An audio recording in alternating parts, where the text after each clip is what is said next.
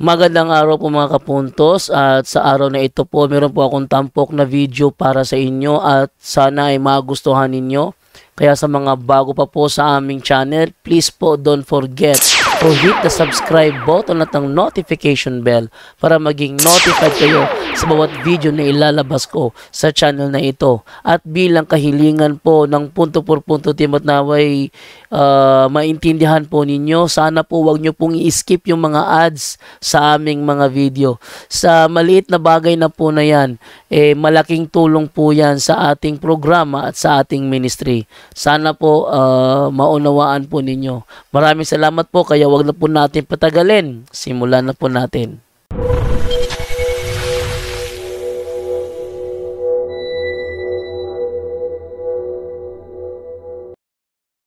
Kay Beth Garay, good evening po, Brother Jando. Okay lang po ba ang pag-aalay ng mga bulaklak at pagsisindi ng mga kandila para sa mga santo? Okay ba daw yun, Brother John Ray? Pag-aalay ng kandila? Pag-aalay ng mga bulaklak at pagsisindi ng mga kandila para sa mga santo. Okay ba daw yun? Yung kasing pag-aalay at pagsisindi, broad terms yan hindi isa lang ang meaning. No, pero sa aral talaga natin, nagsisindi naman tayo, nag-aalay din tayo, pero hindi nga natin yun pinapatungkol bilang mga Diyos. No, dahil biblically, mayroong pagsisindi talaga sa mga bagay na banal, meron sa Bible. Bagay na banal at rebulto meron din, no? Sa Panginoong Jesucristo nga lang, pero ang teaching ng simbahan kasi, as long as di mo siya gawin as God, yung pag-aalay na yan, kasi may pag-aalay talaga na ginagawa sa harap ng rebulto. Bakibasa nga, pero hindi nga lang sa mga ibang santo, sa mga santo, sa rebulto ng Panginoon nga lang, no? Bakibasa, bro, dyan yung Isaiah 19 to 21, bro, sa NIV. NIV? 1919 to 21? Oo. Okay, ito sinasabi sa 1919 to 21. Sabi ganito, in that day there will be an altar to the Lord in the heart of Egypt, and a monument to the Lord at its border. It will be a sign and witness to the Lord Almighty in the land of Egypt. When they cry out to the Lord because of their oppressors, He will send them a Savior and Defender, and He will rescue them. So the Lord will make Himself known to the Egyptians, and in that day they will acknowledge the Lord. They will worship with sacrifices and grain offerings. They will make vows to the Lord and keep them. Yan, no? So meron talagang ginagawang pag-aalay, pag-worship sa harap ng rebulto, pero yung pag-aalay at yun doon sa Diyos, hindi sa rebulto mismo. No? At kung gagawin natin yun sa mga rebulto ng mga santo, I don't think so na mali yun. Kaya pakibasa yung John 18:17, bro, sa English. Ano yan? John 17:10 sa English. NIV pa rin? O sa English? Sa English. I don't know kahit anong... 17:10? Oo. Eto. All I have is yours, and all you have is mine, and glory has come to me through them. So yung glory na ibibigay natin sa Panginoon through saints. So kung mag-aalay tayo ng mga bagay, no, in order to glorify them, no, not as God, baka isipin naman na hindi kasi broad talaga ang aral ng simbahan. So what I mean is, lahat ng glory na natatanggap ng mga santo ay para sa Diyos yun, hindi para sa kanila mismo. So, nabasa na natin na sa rebulto, meron talagang pag-aalay, may worship na ginagawa sa harap ng rebulto. Hindi para gawing or alayan or i-worship ng rebulto kasi hindi sa Diyos mismo. No? So, hindi siya mali na gumawa ng pag-aalay, pagsisindi sa harap ng rebulto. At kung gagawin mo yan sa mga santo, sa larawan ng mga santo, sabi ng Panginoon, the glory come to me through them. Ibig sabihin dun sa mga santo. So yung glory ng Diyos, nag-glorify natin ang Diyos through saints. So kung ano man ginagawa natin nag-glorification sa mga santo, ginagawa natin yung hindi sa mga santo lang, kundi para sa Diyos na nagbigay sa kanila ng ganong karangalan. Pakibasa nga po dyan yung Romans 8:7.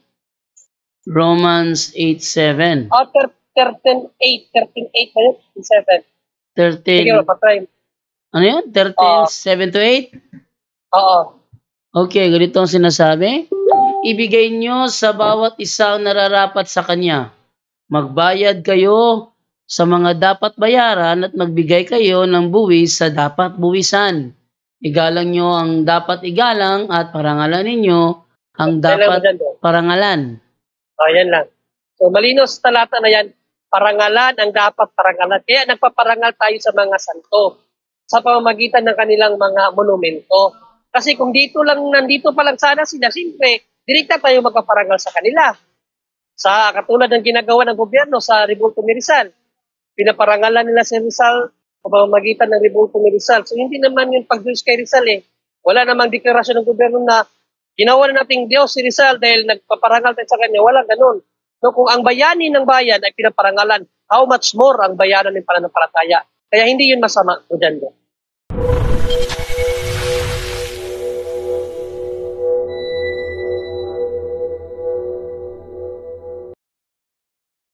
Okay, so ito naman ang question kahapon na hindi namin nasagot dahil wala si Brother Wendell, umalis. Brother Wendell, ano daw yung masasabi mo doon sa lumabas sa KMJS tungkol sa isang binatang pastor na naging kilala ngayon kung saan pag may lumapit sa kanya nagpapagamot, napapagaling daw niya? Oo, nauna nang may babala ang ating Panginoon Jesucristo sa Mateo Kapitulo 24:24 tungkol dyan ka, Bro Jando.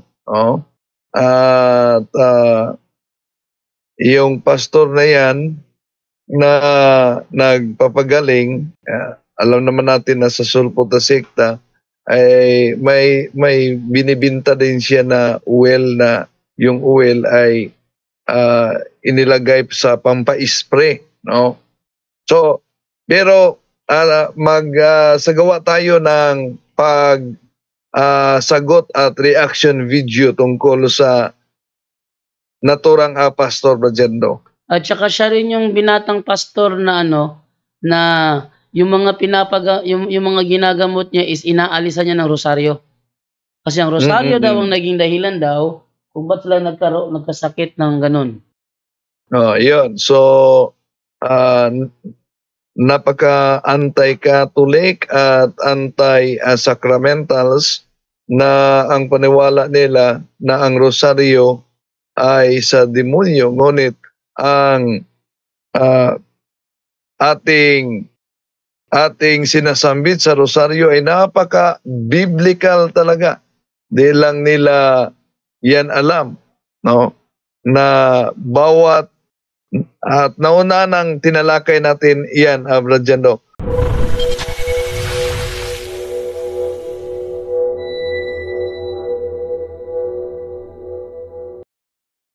Meron pa lang nagtanong dito, acknowledge muna natin sa comment section, Brajando, kay Maria Lapas. Ito naka-address kay Brajon Ray. Brajon Ray, dapat ba daw sabihin natin, Brajon Ray, dapat ba daw sabihin natin ay sacred images, hindi rebulto? Yun po, Brajon Ray. Dapat ba daw sabihin sacred images, hindi rebulto? Well, that is a false dichotomy. No? Mali po yan. Wala ka naman po dapat piliin niya kasi parehas yan tama. Sacred images kasi pinabanal ng simbahan yan. At the same time, rebulto kasi mamang lang po magsasabi na yung mga sacred images ay hindi rebulto, Bro Wendell. Okay. Okay, then dito naman. At saka bro, idagdag natin yun. Tagalog yung isa English. Ganun lang kasi yun. Sabi ko, Bro Angel, mangmang lang magsasabi na yung sacred images ay hindi rebulto. Tinagalog si lang ang secret images. So. Parang iba na pumasok dito si Bro Jando, si Rayan Fuentes na sabi niya, kapag sinabi daw, ano yung term sa English na yun? Pag sinabi monument, hindi yan agad ribulto. Mali yan. So, tinanong ko siya, lahat ba ng ribulto ng mga Katoliko o ribulto ni Jose Rizal, yan ba yung monumento? Sabi niya, yes, monumento yan. Ayan. Siya lang nilang nag-apirma sa kanyang kinontra, Bro Jando.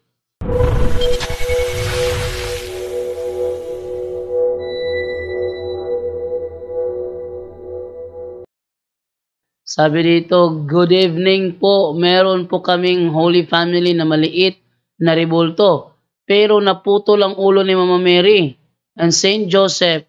Ang nagtanong ako noon sa mama, bakit naputol ang ulo? Sabi niya, itinapon daw ng kapitbahay namin. Pinulot niya lang. More than 40 years na sa amin. Okay lang po ba ito na sa altar namin? Brother Windel? Wala namang problema dahil kung itinapon ng kapitbahay, baka natangayan sa ibang sulpot na sikta. Pero kung ang mga imahe na tulad yan na may mga putol na o ng ulo, maaari din siyang ilibing.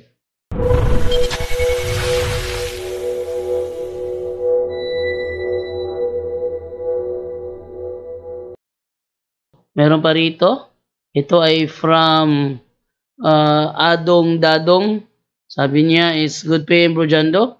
Ask lang ko gusto na ako mupalit og mga sacramentals. Unsay ma-advise nimo? Unsa nga mga klase sa sacramentals ug asa pod ko pwede makapalit? Pwede ra ba sa Shopee? Bro Jando. Yes. Tungkol dyan, pag sinasabing sacramental, blessed na yan. Pero pag sinabing religious item, hindi pa yan blessed. Kung ang patanong niya, makabili ba ng sacramental, hindi na yan ibinta ang sacramental dahil blessed na religious item. Pwede. Simony na yon, simony.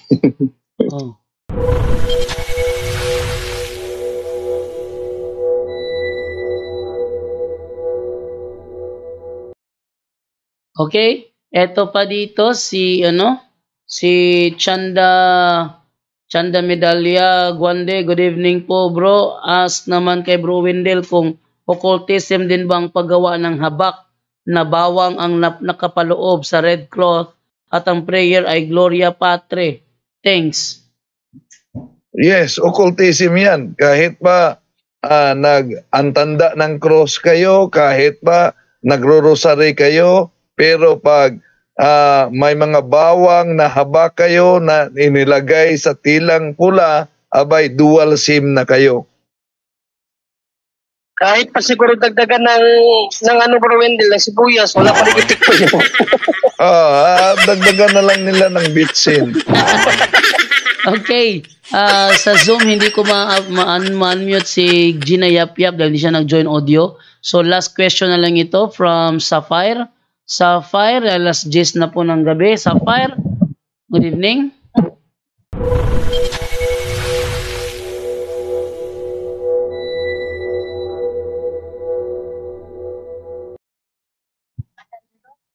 Tatanong ko lang kasi meron akong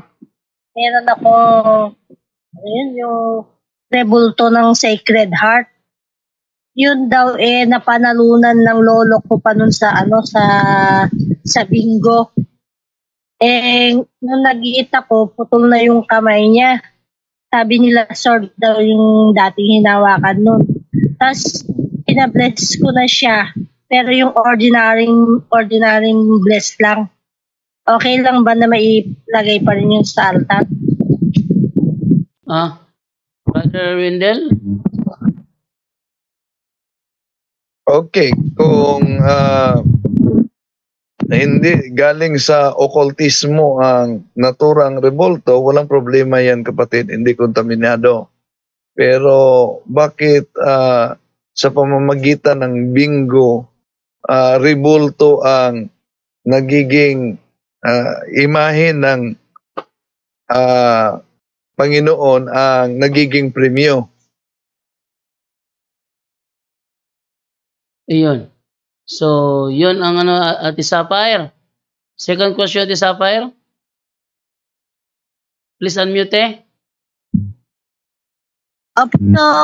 Hindi po pwede yun na i-ano sa altar pag galing sa... Pwede ra.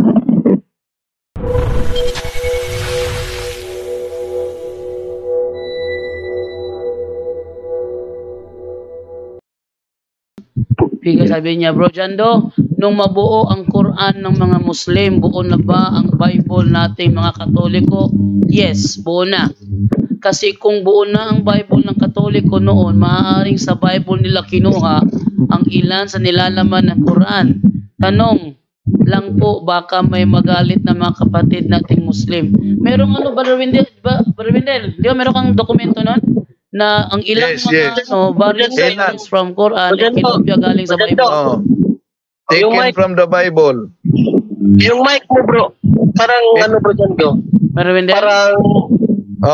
may mic mo, Bro Jando siguro? O kay Sapphire ba yan? Na mic. Lang ha, mukhang wala naman yung audio ko. Yes, walang problema. May dokumento na nagsasabi, di lang audio ang nawala, pati si Brajando. Na yung Quran, galing sa, may mga ilang bahagi galing, sari-sari na yon. Pero yung iba, nanggaling sa tinatawag na Gnostic gospel. Iyon ang dahilan na hindi namatay daw ang ating Panginoon Jesucristo, hindi naipako.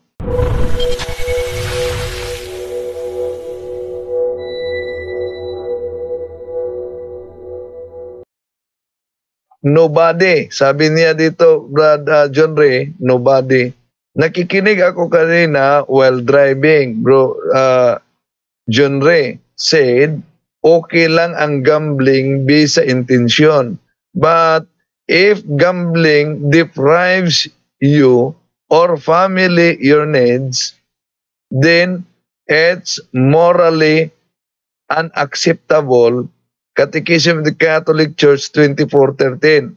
Yun ang kanyang pahayag, Bro John Ray. At si Oscar Bantulan, sabi niya, Bro Angel, ano ang interest interest na tinatawag na usury? Follow-up tanong kay Sislin kanina. Yun, Bro Jando. Okay, no, sige. Sa akin, una yung tanong, Bro Wendell, no? Well, I hindi ko sinabi na okay lang ang gambling. Si Bro Angel yata nagsabi na sabi ko kanina, according sa intention, nung tumaya ng loto. Kasi yun ang tanong kasi, paano kung tumaya ako ng loto, tapos nanalo ako ng loto dahil gusto ko tumulong sa church, okay lang ba yun? So doon ako nag-script, no? Wala akong nasabi kanina na okay ang gambling. Well, binigay mo na nga rin ang CCC 2413. At sa CCC 2413, malinaw po dyan, may tinatawag na chances of gain. So pwede kang tumaya, hindi siya ng simbahan na kasalanan agad. Pwede kang sumaya, as long as nga, sabi ni Bro Angel kanina, hindi ka makadeprive ng mga pangangailangan ng taong nangangailangan ng pera mo. Halimbawa, pamilya nyo, dahil nga sa hirap kayo sa buhay, magkapera lang kayo 20 sa isang araw dahil namamasada ka ng pajak o 20. So mayroon kang 20 pesos. Tapos siyempre sa nais mo na yumaman, kaya ko kaya itaya sa luto itong 20 na pagkamanalo. Ngayon, yung 20 pala na yun, dapat pambili mo ng bigas yung kalahating kilo para magkakain man lang kayo ng pamilya at mga anak mo. Yun ang sinasabi ng simbahan na kasalanan. Deprivation yun. Sa pangailangan ng pamilya mo, na itunaya mo. Kahit meron pa yung chances of game ba yun, winning. Doon na, hindi siya mali. Sabi ng simbahan, okay lang. No? basta hindi maka-deprive sa pangangailangan ng pamilya mo o ng mga tao na nangangailangan ng pera mo. Yun ang mga point namin dito na hindi mali ang tumaya ng loto. Hindi ko sinabing gambling wala ko sinabing gambling yan. Disclaimer, wala ko sinabing gambling. Loto kasi loto ang tanong kanina eh. Kung itaya mo ng loto yung pera mo natatangi na dapat pambili ng bigas, kasalanan yon. Pero sabi ng simbahan, ay tumaya ka lang yan dahil wala, gusto mo lang tumaya. Ano? Baka manalo ka. Hindi ka naman nakadeprive sa pangangailangan ng pamilya mo. Marami ka namang pera. May pera ka naman. Tumaya ka lang. Baka manalo lang ng loto. At kung manalo ako, mag-donate ako sa simbahan. Why not? Hindi yung kasalanan. Yan ang point ko kanina. Ang simbahan na mismo na nagsabi niyan, 24/13, binigay mo na brother or sister, no? Na hindi masama ang chance of chances. Anong term ng Granger? Chances of winning, mayroon chances of gains. Game of chances. Game of chance ang term na ginamit sa CCC 24/13. Literal naman yan, mababasa natin sa katekismo natin. So ang pahayag ko lang, yung game of chances hindi masama. Ang masama yung deprivation, no, na yun ang alang pera mo pambili ng bigas, tinaya mo pa, hindi pwede yun. So yun lang ang sagot ko, Bro Wendell. Okay, so bilang ano na lang sa mga May isa pa yata kay Bro Angel yun, may isa pang tanong kay Bro Angel. Tsaka yung ilang percent yata ang allowed. Dahil so paano magiging usury daw? So ano ba usury? Interest rate is an interest rate deemed to be illegally high, no? So chinyek natin dito, Catholic Answer said, sorry po sa mga nagpapautang ngayon, sabi rito, the Roman Catholic law about the interest allowed only 1%. So, well, sa ano yan, no? 1% monthly lang daw, 1 lang daw. So, usually ngayon, 10%. So, yun. Kung tanong mo paano siya nagiging usury, more than that. No? So, even ng Vatican po, nag-i-invest sila ng mga pera para sa bangko rin, sa ibang business. Maliit lang naman ang tubo, 1-2% siguro, pwede na. So yun, excess from 3 to ano na siguro, yan, hindi tayo pwede magdagdag. Sabi nito 1% lang. So napakahirap talagang sa mga, lalo na mga nagpa-5-6 ngayon. So ilang percent? Not more than 1% nakalagay, at least 1% lang daw. Yun lang po, direct answer. Salamat po.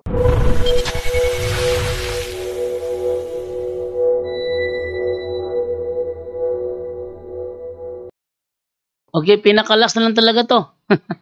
Nag-aalinlangan ako eh. Sige, Ate Gina. Yap, pinakalas na talaga to na magtatanong. Yep. Alas 10 na kasi. Ay, salamat. Sige, Hi, Ate good Gina. evening. Good evening sa lahat. Good evening. Okay, tanong ko lang po. Naririnig ba ako dyan? Yes, naririnig ka, te. Okay. Ay, salamat sa tagal ko naghihintay. Tanong ko po, may 3 po akong katanungan. Pwede? Ano yung una, te? Okay. Kung ba yung tao na naposes, di ba hindi niya alam or nandyan pa rin ba ang kanyang kaluluwa? Brother Wendell, Hindi ko maintindihan. pag ang possess Okay. daw, yung hindi niya alam, nandyan pa rin ba daw ang kanyang kaluluwa? Yes, nandiyan ang kanyang kaluluwa, pero ang demonyo sa katawan lang.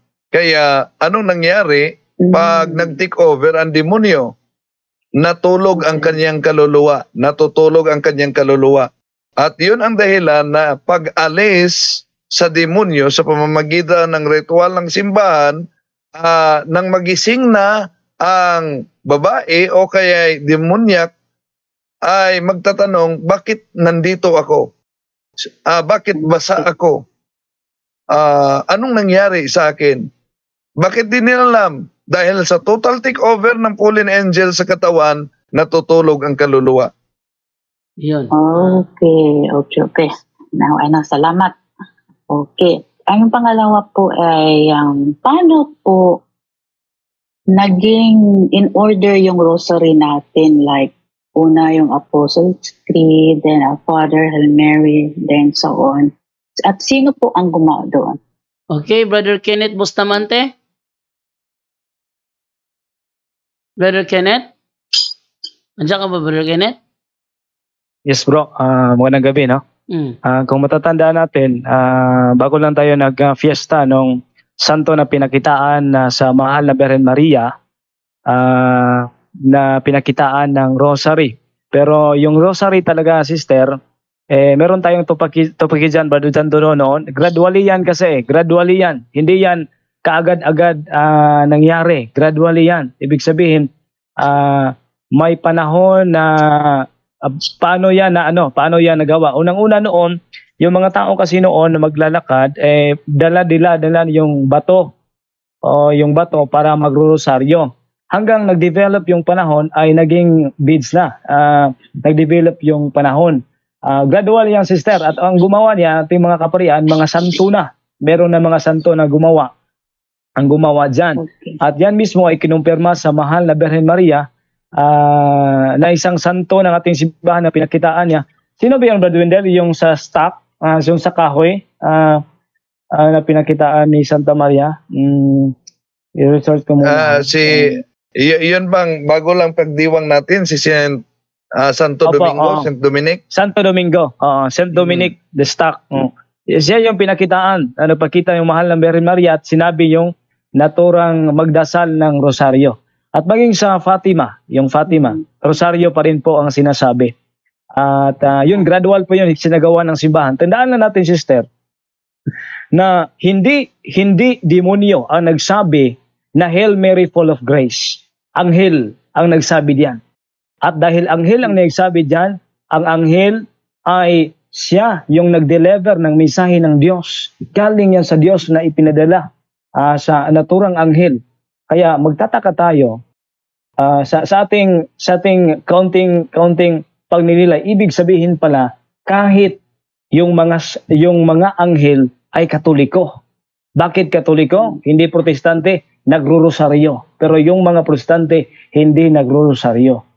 So, ibig sabihin, tayo ang gumawa dyan at mismo ang anghel ang nagsabi diyan, ang Panginoon mismo. Dahil sinabi sa 2 Korinto 10:18, pag yung tao ay kinalulugdan ng Diyos, dapat din ang mga tao na sa mundo ay malulugod sa Kanya. At diyan, si Santa Maria, mga kapatid at Sister Gina. Dahil sa 2 Korinto 10:18 at Lucas 1:28. Yun lang po, kapatid. Okay, well said. Thank you. Thank you, Brad. Ito pa po, Brad Jando yung pangatlo. Hello, Brad. Okay.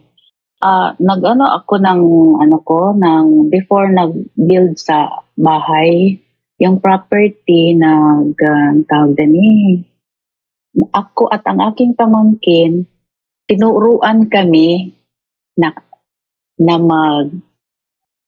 mag-bless kami with the holy water, holy salt sa property. So dun sa main, nag-cross kami ng salt kami lang dalawa. And then, palibot sa property, nagsabwag mi og mga asin ba? Taon, sabwag, naghagis. Tapos, bago ako nag-build ng house. And then, nung nag-build naglagay na ng mga poste, nilagyan din namin ng, kung 4 ang poste, 4 na rosary, nilagay namin. So, nag-pray kami lang, yun ginawa namin. Now, ang nagsabi sa amin noon, friend lang din, ngayon na sa sige ko panood dito sa punto por punto, itong babaeng to, nalaman namin, nag-aano siya ng yung santo ninyong puti, na nagsayaw-sayaw at siya daw ay sinasapian. Uy. So ngayon, ang problema ko, patay, yung ginawa namin, galing yun sa kanya na hindi naman namin alam. Ngayon, ano ang gagawin ko dyan para mawalang bisa yun dahil hindi yun galing sa Ginoo. Nag-ano daw siya, nagsanto ninyong puti. Brother Wendell? Yun, Sa nakabahan ako doon. ritual ng eksorsismo, may instruction na dapat paniwalaan ang sino mang nagsasabi at nag-utos na may psychic abilities. Yung psychic ability, the ability to communicate evil spirits in the preternatural world. Ngayon, kung sinasapian siya ng Santo Niño, ay wala namang Santo Niño sasapi sa katawan. Yun ay tinatawag ng mga dalubhasa na divine possession. But demonyo yan. So, anong pwedeng gawin? Una, pwede lang kumpisal ninyo kapatid na sumangguni kayo sa instruction niya at late na discover ninyo yung kaniyang occult practices. Yes. So, anong gagawin ko, Brad Wendell? So, ipatuloy ang paglagay ng exorcise salt. Kailangan exorcise salt na blessed talaga ang four corners ng bahay kung maaari bawat linggo. At ang pag-bless sa buong bahay pwede gawin matapos ang rosaryo. Oh, okay. Every day naman mag-rosaryo. So, buti na lang, oh my God, sabi ko na buti naagapan ko kasi nandito na ako ngayon sa Texas, nandun. Ginawa namin yung doon sa Palawan sa bahay. So, pagkadating ko dito, by October, doon na ako nagsimula ng pikinig ng punto per punto na refer ng ate ko sa taga-Iligan siya. Kami, taga-Iligan na kay Father Darwin. Sa sunod ko sa everyday until now, yun na nga, nabi kong nalaman. So, nanghina ako. Wala. Nung nakilala ko yung babaeng yun, kasi nga religious ba, tiwala ka kaagad. So, rosary naman, holy soap. So, hindi na ako nagtanong na kung ba talaga itong babaeng to. Dahil ganun, parang ganun lang tayo eh. Yung kulang ka ng alam. So, sige na, walang din namin yun. Pero yun lang yun ginawa namin. Pero lately nga, nalaman namin na naggagan pala siya ng Santo Ninyong puti at na-repurposes daw siya doon. Oh my God, hindi. Yun. Hindi na ako napakali until now. So, puti. So, ganun na lang, Brad Wendell, every Sunday. Okay, Brad. Okay, Brad. Idadagdag ko lang na ang ating Panginoon sa Kristo umakyat sa langit, 33 years old na. So, walang Santo Ninyong sasabi. Kaya nga, Brad. Totoo. So, ang dami niyan. Santo Niño. Sino sa Santo Niño yun? Umakyat sa langit eh. Ano na? 33 anyos na. So, sino Santo Niño yun? Wala nang Santo Niño sa langit. Ayun. Totoo. So, gano'n na lang, Brad Wendell, every Sunday. Yes, kapatid. Kahit naman sa everyday, before ako magmatulog, mag-bless ako ng holy water. Mas mabuti. Minsan nga, yung asawa ko, hindi niya alam, binipsik-pisangkan ko na kasi mahirap din. Yung kailangan mo pong sabihin, magdasal na, magsimba na. Ang hirap. Okay. So, thank you, Brad Wendell. Sa tagal ko hindi ko kasi ako marunong magpasok ng Zoom. Buti na lang, tinuruan ako ni Cecilda. Ngayon, now I know. Araw-araw na ako papasok nito. Salamat, Brad Jando. Bukas Kung hindi akong taga Usamis. Uy, taga-Usamis. Oo, Brad Wendell, sila, mga Bisangre, apelyido nila. Saan sa Usamis? Sa Lopisay na, Brad. Lopisay na. Misamis Occidental, Lopisay na. Oo, Lopisay na. Kaya natuwa ako, taga dyan pala si Brad Wendell sa Usamis. So, kami ni Brad Wendell, sa syudad kami. Ikaw? Usamis City. Okay. Talaga. Kabayan yun, Oo. Sige, ningkalat na niya ako naningi ko ang share sa akong mga igagaw dito. Okay. Alam na nila. Salamat kaayo. Sa sunod, God bless us all. Okay, thank you. Salamat. Ako ay taga Carmen Annex ng Usamis City. No? Dahil Lana, pasalamat na lang tayo. Lagpas na masyado sa oras. So ako na lang mag-ano muna lahat sa lahat ng mga ngayon. So in behalf sa buong team ng Punto por Punto dahil 10:26 na, in behalf sa buong team, maraming salamat po sa lahat ng mga sumuporta, unang-una sa Panginoon, no, sa ating programa at tayo nagtagal. At salamat din sa mga sumuporta sa bawat channel namin sa YouTube, sa bawat nag-follow sa aming mga Facebook pages and Facebook accounts. Tingnan nyo lang po yung ano namin, yung mga Facebook accounts namin. So magpo-post din kami ng mga Zoom link doon before ang live. Mag-post si Ate Edna, mag-post si Brother Adjan, mag-post ka na rin sa Facebook mo. Brother Jando. Yes, Brother Wendell. Meron pala akong bagong TikTok account ginawa ni John Paul. Ang dami ng mga questions na pumasok. Basta mag-ano ka. So, ibig sabihin niya, Bojando, makikita na natin si Proventil Kimbot. Hindi lang sumasayaw, ha? Pero mahirap yung Brother Wendell. Mag-live ka. Ano gamit mo? Cellphone o computer? Pwede computer. Paano mo gagawin yun? Hindi, wala namang OBS yung TikTok. Pero kadalasan sa sagot ko sa kanilang mga katanungan, ang cellphone gamit ko at yung mga video na pinasok, yun pong mga chop-chop sa mga talakayan natin. Ayun, So, yun na nga. Okay, thank you sa inyo lahat. Wendell, serious na rin. Dati, meron akong TikTok account dati. Umabot na ng ilang libo yung ko kasi sabi nila para ka daw makapag-live sa TikTok, kailangan umabot ka ng 1,000 followers. So, ang technique daw is mag-follow back ka. May mag-follow sa iyo, mag-follow back ka sa kanila hanggang sa dumami, tulong-tulong sa TikTok, umabot ka ng 1,000 followers, makakapag-live ka na. Pero hindi ko siya may connect sa computer, so nawalan ako ng gana. Janlo. Ang sensya na wala para ako bukas kasi second Saturday. Okay, wala siya bukas. Okay, so thank you po sa inyong lahat at maraming salamat po sa inyong punto sa lahat ng sumuporta. Thank you po. Please subscribe po our channels. Please follow our pages and our Facebook accounts para maging notified kayo sa bawat video na i-upload namin sa channel na ito. Ate Edna, please, Ate Edna, closing prayer na po tayo.